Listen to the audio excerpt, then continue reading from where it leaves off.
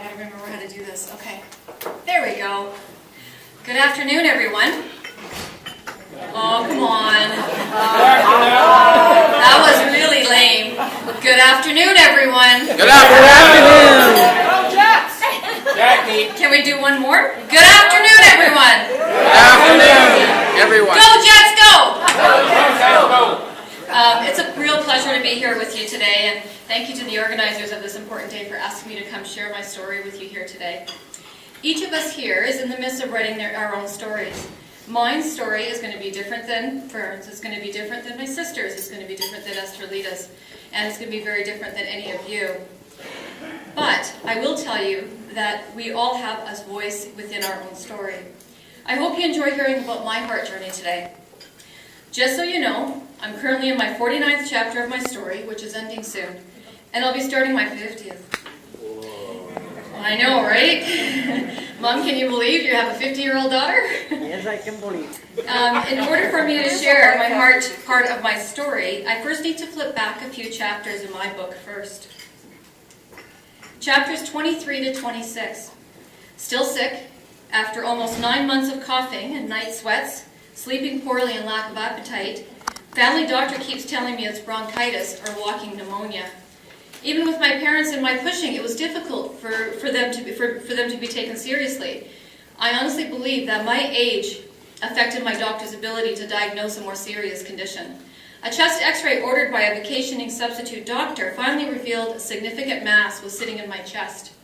Further testing the next day was scheduled. An echo and an MRI showed the extent of the tumor. The tumor was the size of a small orange and lemon, and it was putting pressure on 25% of my heart. I did not leave the hospital that day and was immediately placed in ICU. I was 24 years of age, in ICU, being told I had less than a 50% chance of surviving. My evening plans for pizza and Forrest Gump were going to be on hold. The eventual diagnosis was non-Hodgkin's lymphoma. Now, there were some interesting moments along the way during this chapter, and I don't have time to share them all, but there are a few highlights I'd like to share. I did get an ambulance ride for emergency radiation treatment where I got to go through a McDonald's drive-thru.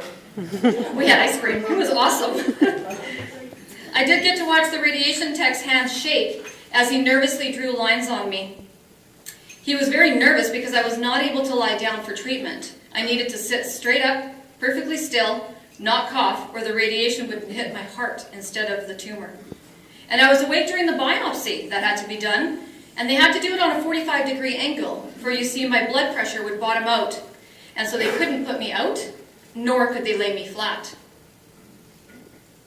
And I still remember that cauterization smell, and it still causes me issues to this day at the dentist.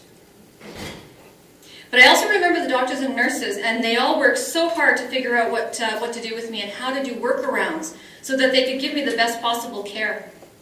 And when I look back, I also see my tenacity for self-advocacy showing through. First, I fired my radiologist because he would not meet my gaze. We worked it out. Then when my oncologist shared my diagnosis with my parents before me, he got a piece of my mind too. For I was 24 and very capable of hearing that diagnosis first. Ageism was definitely working against me at that point. This was followed up with 6 rounds of chemotherapy over 9 months, followed up with daily radiation for 30 days. None of which was easy and none of it was not without its side effects or issues. But once I got through it, I thought, okay, I'm done. I'll be healthy again. The biggest side effect, though, was losing my fertility when I was 26. I went through menopause twice, ladies. Thank you. I do want to add that while I underwent treatments, I continued to work part-time, and I continued my studies as well at university. It was very important to me to keep up some normalcy in my life. In reality, I was looking for a way to take control back over my life. Chapters 27 to 45. Life was great.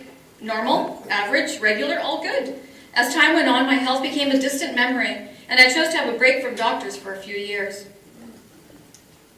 I graduated from university with an honors degree in political science and religion, got married to a wonderful man who's here today, saw my beautiful niece and nephew be born thanks to the generosity of my sister and my brother-in-law, built a fantastic career as a fashion buyer for a national retailer.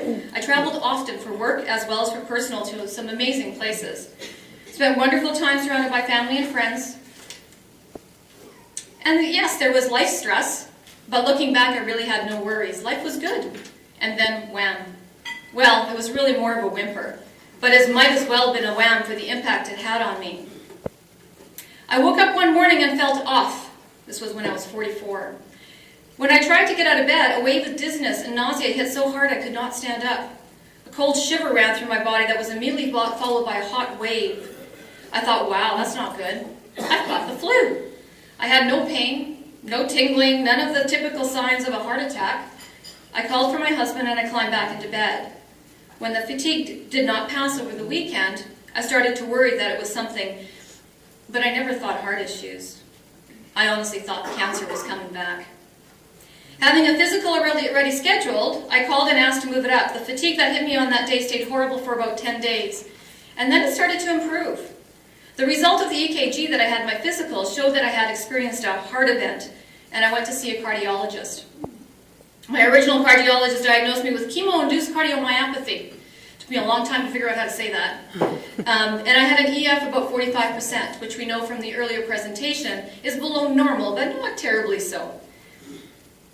He got me started on some medications, and then he suggested that he'd like to transfer me to Dr. Jazzle, as he felt he would be better suited to help me. When I met Dr. Jazzle for the first time, he came in with a warm smile, a nice grip, and said, "Hello, it's nice to meet you. And you're right on time." What?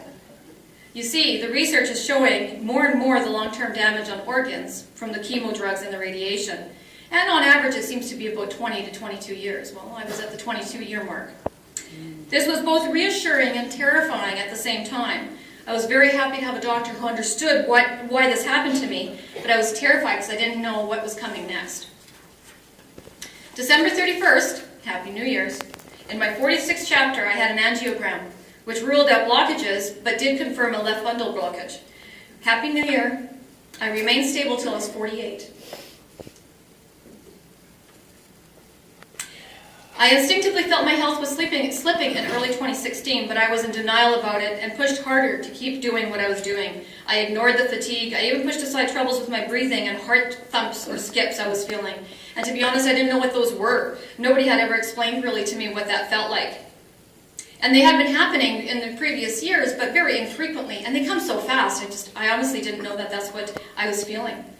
An echo in July revealed a drop in EF to below 35%. And that was my toughest appointment to date, being told you're in heart failure. I was transferred to the heart failure clinic under Dr. Zeroth and the team there for care, and they've been absolutely fantastic. A MUGA scan ordered by the heart failure clinic revealed that my EF was actually approximately 20%, but I'm a very high-functioning 20%. At least that's what I like to say. Approval was immediately sought and granted for me to get a 3-wire implanted device, which is called a CRTD, and my backup was installed in October of 2016. Overall, 2017 was a difficult year as my stamina and my capacity shifted down. Early in 2017, I struggled with an increase to my beta blocker medication, which resulted in me going on short-term disability from April to August. I also started a new medicine, which I believe Dr. C might mention, Ivermectin, at this time. Trying to regain my career started in August, but by December, both my employer came to the conclusion that my quality of life was suffering and my capacity at work was not up to the needs of the business. My EF remains stubborn at 20%, and my breathing capacity is approximately 50. So it's really not surprising that as of February this year, I've moved to long-term disability. The expectation is that I will need advanced therapy, a heart transplant at some point, but that's another chapter. I will do what I can to remain strong and stable for as long as I can until my team tells me that it's time. As difficult as 2017 was, I discovered a passion for advocacy through my journey with heart disease and failure. The old adage that when one door closes, another opens is true for me. I missed my career. I am still grieving for the life I had pre-heart issues, but I have much to be grateful for. 5, I'm grateful for my boss and my company for recognizing that I was more important than work. 4, I'm grateful I've discovered I have a passion for advocacy and the opportunities I've received in that realm.